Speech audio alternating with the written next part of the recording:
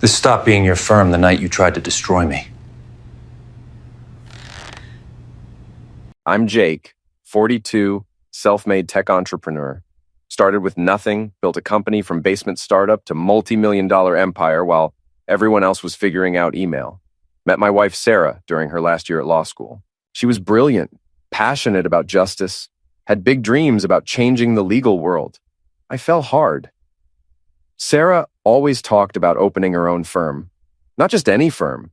She wanted something that mattered, that would make a real difference. As her loving, supportive husband, I figured why not help make her dreams come true? I had the money. She had the vision. Perfect partnership, right? Wrong. So damn wrong. Over 2 years, I bankrolled everything. Initial seed money, office lease on Madison Avenue with mahogany everything and Chrysler building views, state-of-the-art computer systems, hiring bonuses for hotshot lawyers they poached from white shoe firms, marketing, furniture, you name it. $20 million. Yeah, you read that correctly. $20 million. But here's where I wasn't completely stupid. Every single transaction was documented as business investments, not marital gifts. Loan agreements, partnership structures, performance clauses, the works. My lawyer, Patricia, thought I was being paranoid. "It's your wife, Jake," she said. "You trust her, right?" I did trust her. That was my first mistake. The launch party for Williams & Cross LLP was scheduled for a Saturday evening in November at the Grand Ballroom of the Hilton Manhattan East. Sarah had been planning this event for months. It was going to be her grand debut as a major player in New York's legal scene. 500 guests, including judges, senior partners from competing firms, journalists from legal publications, and basically everyone who mattered in Manhattan legal circles. The venue was absolutely spectacular. Crystal chandeliers that probably cost more than most people's cars, marble floors polished to mirror perfection, champagne fountains that looked like they belonged in a Vegas casino, ice sculptures that were honestly works of art, past hors d'oeuvres that I'm pretty sure required advance reservations to eat anywhere else. The whole thing screamed, "We have arrived," in the loudest possible way. I showed up wearing my best Tom Ford suit, charcoal gray, tailored to perfection, with Italian leather shoes that could probably finance a decent used car. I was genuinely excited. This was supposed to be Sarah's moment, but it was also mine in a way. All that investment, all that support, all those late nights listening to her practice speeches and review business plans. It was finally paying off. The energy in the room was electric. You could practically smell the ambition mixed with expensive cologne and that particular brand of competitive tension that happens when you put a bunch of high-achieving lawyers in the same room. I recognized faces from newspaper articles and legal blogs, people whose names carried serious weight in New York's justice system. Judge Robert Cross, Sarah's father, was holding court near the bar with a cluster of other judges and senior attorneys. He caught my eye and raised his glass in acknowledgement. Still the intimidating figure who'd grilled me about my intentions when Sarah and I got engaged, but who'd eventually accepted me as part of the family. Derek Cross was working the room like a natural politician, shaking hands and making connections with the kind of smooth confidence that probably served him well in court. I spent the first hour doing what you do at these events, making small talk with people I recognized from other charity galas and business functions, accepting congratulations on Sarah's success, and generally playing the role of the supportive husband who made all this possible. It felt good, honestly. I was proud of what we'd built together. I'm making my way through the crowd, accepting congratulations, feeling pretty damn good about being the man behind the woman, when I hear this comment that stops me cold. Some young associate, probably still wet behind the ears, leans over to his buddy and says with a smirk, "Well, well, looks like the trial husband showed up." Trial husband. The words hit me like a punch to the gut, but I keep walking, keep smiling. You don't let some nobody in a cheap suit see you sweat. But inside, something cold and sharp is starting to twist. Sarah gets up to give her speech. She looks absolutely stunning. Dark hair in perfect updo, wearing the diamond necklace I bought her for our anniversary, the one that cost more than most people make in a year. She's glowing under those chandeliers, basking in congratulations from everyone who matters. "Ladies and gentlemen," she begins, voice carrying that smooth confidence she uses in court, "thank you for being here to celebrate the launch of Williams & Cross LLP. This firm represents everything I've worked for, everything I've dreamed of." The crowd murmurs appreciatively. Someone shouts, "Hear, hear!" Standard stuff for these events. But then Sarah does something that makes my blood freeze. She reaches into her Chanel clutch and pulls out a manila envelope. plain, unremarkable, the kind that could contain anything. However, she continues, and the temperature drops 10 degrees, before we officially open our doors, I have one piece of business to attend to. She walks down from the podium, heels clicking against marble like a countdown timer. Every step brings her closer. The crowd parts like the Red Sea. I can feel hundreds of eyes on me, hear whispers starting to buzz around the room like angry wasps. Sarah stops right in front of me, close enough that I can smell her Chanel Num 5. She's still smiling, but now I can see what that smile really is. It's not love or gratitude. It's pity mixed with satisfaction. "Jake," she says, loud enough for the whole room to hear. "You've been so generous, so supportive. I want everyone here to know that the first case Williams & Cross LLP will be handling is very close to my heart." She hands me the envelope like she's presenting an award at some twisted ceremony. "The first case for my law firm," she announces, turning back to address the crowd, "is my divorce. Jake, I need you to sign these papers and leave tonight." The words hang in the air like smoke from a tool barrel. For a moment, everything is perfectly silent. Then the applause starts, scattered at first, then growing louder. Some people are gasping. Others are filming with their phones, probably already uploading to social media. I'm standing there holding that envelope, feeling like the biggest fool who ever walked the earth. This is my money funding this party. These are my connections filling this room. I made this entire night possible. And now I'm being dismissed like hired help who overstayed their welcome. The humiliation should be crushing. 8 years of marriage, 2 years of supporting her dream firm, 20 million of my own money, all reduced to a manila envelope and public execution in front of everyone who matters in New York's legal community. But I don't shout. I don't throw the envelope back in her face.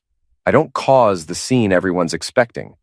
Instead, I do something that probably surprises everyone in that room. Maybe even myself. I fold that envelope in half, slide it into my jacket pocket, and walk toward the exit with my head held high. Outside, the New York night air hits my face like a blessing. I loosen my tie, let the cool breeze wash away the stuffiness of that overpriced hotel ballroom. And then, standing there on the sidewalk with city lights reflecting off wet pavement, I do something that would shock everyone still inside celebrating my public humiliation. I smile, not fake, but genuine. See, here's what Sarah and her slick partner Derek don't understand about Jake Miller. I didn't get where I am by being stupid. I didn't build a multi-million-dollar empire by trusting people at their word. And I sure as hell didn't survive in cutthroat business by not having contingency plans. They think they've won. They think this is the end of the story. Foolish husband gets played by ambitious wife and her business partner. They haven't seen anything yet. By the time I get back to my Upper East Side apartment, that clarity is burning through me like acid. I pour myself 3 fingers of Macallan 25, the good stuff I save for special occasions. Getting publicly divorced at your wife's law firm launch party definitely qualifies. I head straight to my study, past floor-to-ceiling windows offering million-dollar views of Central Park. Most people think the view makes this room special, but they're wrong. The real magic is behind the custom bookshelf where a hidden panel slides away to reveal my private safe. This isn't some dinky hotel safe. This is a proper vault. Fireproof, waterproof, big enough to hold everything that really matters. I punch in the code and the heavy door swings open. Inside, organized with obsessive precision, are my real assets. Not stocks or bonds. Those are for amateurs. These are documents that separate players from the played, hunters from the hunted. I pull out the first binder, thick as a phone book. Williams & Cross LLP, financial structure. Every page tells a story, and boy, is it a doozy. Here's what Sarah and Derek didn't understand about Jake Miller. I don't just throw money at things and hope for the best. When I invest, I document everything. When I write a check, I create paper trails that could be followed by a blind accountant. The first section shows initial seed money, $5 million transferred from my personal account to establish operating capital. Sarah thought it was a gift, a loving husband supporting his wife's dreams. In reality, it was a loan with very specific terms she never bothered reading. Next up, the office lease. That gorgeous corner suite on Madison Avenue costing $40,000 a month. Yeah, that's in my name. The lease agreement sits right here in black and white, along with the security deposit receipt for $200,000. I flip through more pages, each one a little insurance policy I never thought I'd need to cash in. Interior design costs. Another $250,000 for Sarah's vision of sophisticated legal elegance. The custom law library with first edition texts and hand-carved shelving. 6 figures. State-of-the-art computer system and case management software. Another 100 grand. But the real kicker is recruitment expenses. Sarah and Derek went on a hiring spree like they were building the legal equivalent of the Yankees. They poached senior associates from white shoe firms, offering signing bonuses and inflated salaries that would make Wall Street executives jealous. Every single offer was backed by my money, and every single contract includes clauses tying employment to the firm's financial stability. As I'm going through these documents, something starts bubbling up from deep in my chest. At first, I think it might be another wave of humiliation. But then I realize what it actually is. Laughter. Dark, bitter laughter that tastes like revenge served at room temperature. Because here's what's becoming crystal clear. I haven't been Sarah's husband for the past 2 years. I've been her bank. A walking, talking ATM with a wedding ring and joint checking account. Every dinner party where she introduced me as my husband Jake, the tech entrepreneur, she was really saying, my financier who doesn't understand law. Every time she asked my opinion on hiring decisions or office locations, she was just being polite while spending my money. Every passionate speech about building something meaningful, she was talking about building it on my dime while planning to cut me out. $20 million. That's the grand total when you add up every check, every wire transfer, every credit card payment I made to support Williams and Cross LLP. $20 million to fund my wife's affair and finance my own public humiliation. But here's where Sarah and Derek made their fatal mistake. They assumed I was just another rich guy who got successful by luck and stayed successful by throwing money at problems. They clearly never did their homework on how Jake Miller actually operates. Every single transaction was structured as business investment, not marital gift. Every contract includes performance clauses, accountability measures, and most importantly, exit strategies. Sarah never read the fine print because she was too busy planning her grand debut as New York's hottest new legal power couple. I close the binder and reach for the next one. Corporate structure and silent partner agreements. This is where things get really interesting. When you're putting $20 million into a startup law firm, even one run by your loving wife, you don't just write checks and hope for the best. You create legal structures that protect your investment. You establish yourself as silent partner with very specific rights and responsibilities. Rights like the ability to freeze corporate accounts if fiscal responsibility is questioned. Rights like mandatory disclosure of all major expenditures. Rights like unilateral withdrawal of invested capital under breach of fiduciary duty clauses. The beauty is that Sarah signed every single one of these agreements herself. She was so eager to get her hands on my money that she barely glanced at corporate documents. She probably assumed they were just legal boilerplate, paperwork you sign when your husband is being overly cautious about protecting assets. It's 2:47 a.m. when I crack my knuckles and open the firm's online banking portal. Sarah probably assumes I don't have access anymore, maybe even changed passwords in some amateur attempt at digital security. She always was too trusting, too willing to believe people are exactly what they appear to be. But here's the thing about being the guy who bankrolled the entire operation. You make sure you always have a way in. Those credentials I memorized when we first set up corporate accounts still work perfectly. The backup email tied to password recovery? That's my personal Gmail, not Sarah's. I'm in the system within 30 seconds, and what I see makes me smile for the first time since that disaster at the Hilton. The account balance shows exactly what I expected. $847,000 in operating capital sitting in the main business checking account. There's also the money market account with another $1.2 million in reserve funds, and the expense account Derek's been using to fund his and Sarah's business dinners. This is going to be fun. I start with smallest moves first, financial adjustments that won't trigger immediate red flags, but will definitely cause interesting conversations come Monday morning. The automatic payment system handling monthly expenses, office lease, utilities, cleaning service, coffee suppliers, gets a little adjustment. Not canceled, just temporarily suspended due to account verification requirements. Next up, vendor payments. That fancy catering company that provided tonight's champagne fountain and caviar service? Their invoice payment just got frozen pending financial review. The florist who created elaborate centerpieces? Same deal. Every single vendor who contributed to my public humiliation just got moved to payment pending status. But the real masterpiece is the payroll system.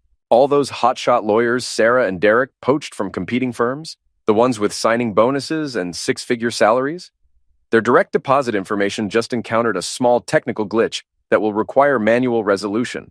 Nothing permanent, just a temporary hiccup that might make their mortgage payments interesting this month. But the real coup de grace is still coming.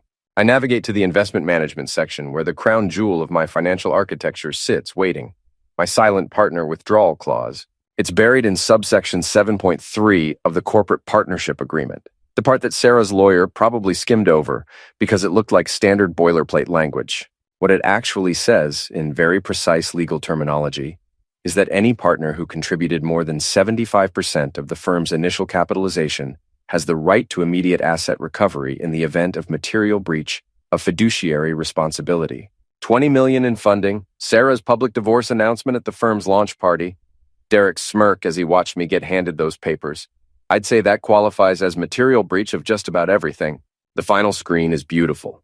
Withdrawal request submitted. Funds will be transferred within 24 to 48 business hours. Below that, $20 million. $20 million about to disappear from Williams & Cross LLP's accounts like morning mist in summer sun. Monday morning hits New York like a freight train. My phone has been buzzing since 6:30 a.m. Sarah with 47 missed calls and counting. Derek with 12 calls, board members, investors, vendors whose names I recognize from the expensive party they threw Saturday night. I ignore every single one. My doorman calls at exactly 10 a.m. Mr. Miller, there's a young lady here from the law firm, says it's urgent. Sophie Lang, Sarah's assistant. Fresh out of college, probably making 30 grand a year to fetch coffee and manage calendars. When I finally let her up, Sophie looks like she's been through a blender set on corporate nightmare. Her usually perfect blonde hair is a messy bun, makeup smudged like she's been crying. Everything's collapsing, she says. The payroll system crashed this morning. Nobody got paid.